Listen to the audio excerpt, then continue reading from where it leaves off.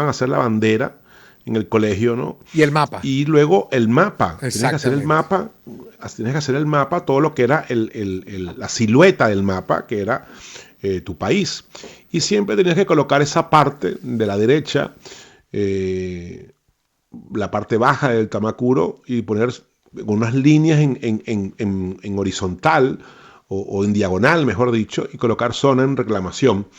Y es el Esequibo, que llevamos más de 200 años esa lucha, ¿no? En una región que tiene aproximadamente unos 160.000 kilómetros cuadrados, que no es poco, y en la que viven aproximadamente 125.000 personas. Bueno, ahí viven una gran cantidad de indígenas que viven tanto de un lado como del otro.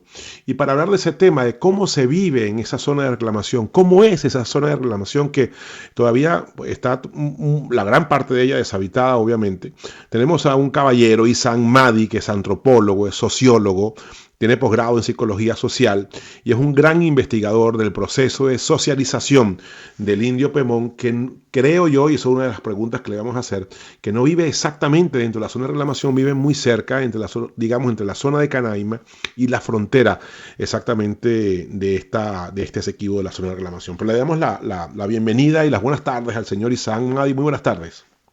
Buenas tardes, encantado de estar en tu programa.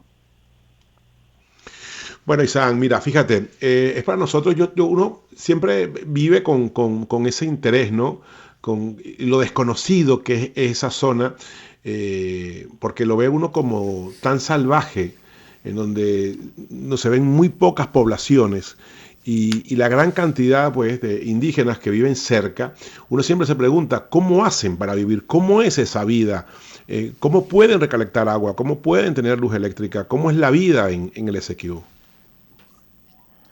Bueno, el gobierno de Guyana, y en base a los recursos que ha ido de alguna manera administrando, y ahora en los últimos años, gracias al recurso petrolero, pues ha tenido mayor capacidad de intervención. Y los poblados guyaneses que están del otro lado de la frontera tienen los servicios básicos, como por ejemplo agua, electricidad y acceso a internet. No es, digamos, que un territorio totalmente selvático sin servicios, pues. Los guyaneses, y heredado de la cultura inglesa, pues, son de alguna forma organizados y planifican, pues, sus actividades.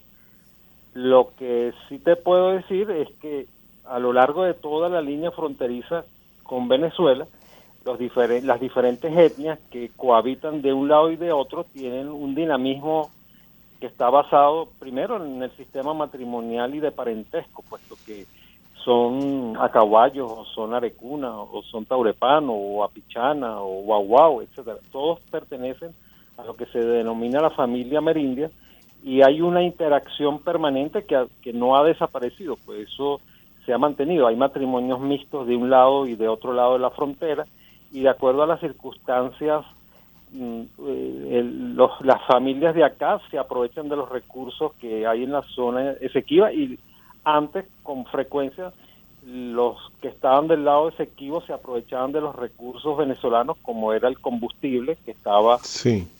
subsidiado, pues. Bueno, primero vamos a ponernos en contexto geográficamente. La parte más habitada del Esequibo, que es en el norte, o es en la parte del sur, cerca del Parque Canaima. No. La gran concentración de población es en la zona norte, en la costa de ellos, donde está su capital. El Por sur, Caituma, Mamaruma, por ahí, ¿no? sí, donde está su capital, pues, Georgetown. Pero básicamente en el sur los poblados que tienen son pequeños. Son organizados, pero son poblados pequeños. Demográficamente, tan solo entre el 10 y el 15% de su población habita la zona selvática del territorio Esequibo. El 85% es población costera. Está básicamente en la costa de Guyana. Bueno, pues es parecido a Venezuela. El 90% Claro. de la población venezolana está al norte del Orinoco y el 10% restante está al sur. Pero lo más significativo de Venezuela es que de ese 10%, a su vez el 90% está pegado del Orinoco. Puerto Ayacucho, Ciudad Bolívar, Puerto Ordaz, son ciudades que están al lado del Orinoco y prácticamente hay 430.000 kilómetros cuadrados entre Amazonas, del Tamacuro y Bolívar, que lo que hay es el 2% nada más de la población venezolana en el territorio. Más o menos el mismo fenómeno de allá de Guyana. Sí, yo quería preguntarte, Sam, y te saludo, sobre el impacto de la migración venezolana en Guyana. ¿Cuál ha sido el efecto? ¿Hay un número, hay un registro? Si hay un grupo nutrido de venezolanos que han tomado Guyana por opción. Bueno, Guyana no representa un destino muy demandado por los inmigrantes venezolanos. Prefieren en ese caso venir a Brasil, porque en Brasil las puertas de Brasil se les ha abierto a los venezolanos, se les ha dado una gran cantidad de facilidades y se les apoya para ubicarlos en el interior de Brasil y darles inclusive apoyo económico. Entonces, Guyana no ofrece esas mismas ventajas y la mayoría prefiere rodar hasta Brasil, que además llegar hasta Brasil es más sencillo que inclusive irse hasta Guyana desde Venezuela. Entonces, Guyana no representa realmente un gran atractivo como para emigrar. Los venezolanos, sobre todo de la zona norte oriental de Venezuela y de la zona sur, se están yendo a Brasil, no tanto a Guyana. Pero hay un número, hay un cálculo, no hay una cifra que podamos manejar. Bueno, hacia Guyana, recuerdo yo que alrededor de unos 10.000 venezolanos, pero acuérdate que muchos de ellos son de familias guyanesas que nacieron acá en Bolívar. Ahora, Isam, ¿cuál es la interpretación o cómo nos ven la gente de Guyana, los venezolanos? Más allá de ser sus vecinos, sin duda, ¿cuál es la relación emocional? ¿Cómo nos ven? Y sobre todo con el tema también de esta disputa, ¿no?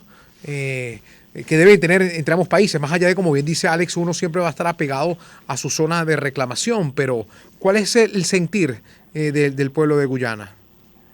Bueno, mira, aquí por ejemplo, donde yo habito, en la zona de Santa Elena de Guairén, en la Gran Sabana, que hay bastantes guyaneses, inclusive están casados con venezolanos o venezolanas, tú ves que hay una interrelación normal, pues se sienten como que si compartieran el mismo tipo de tradición o de costumbre. Realmente, desde el punto de vista cultural, fuera del idioma, en el aspecto antropológico son sumamente parecidos. Yo no he visto realmente mayores conflictos. El guyanés, en todo caso, sobre todo el que está en la zona fronteriza, acepta al venezolano sin inconvenientes. No he visto así que haya así como un rechazo allá en Guyana hacia el venezolano como tal. Pues. Ahora, hay más vida. Otra cosa es en el norte, en la zona de la capital de ellos, que ya está alejada de la frontera. Pero lo que es la cohabitación fronteriza, yo he visto que es normal, como la que tenemos con Brasil, que es una cohabitación también normal, pues.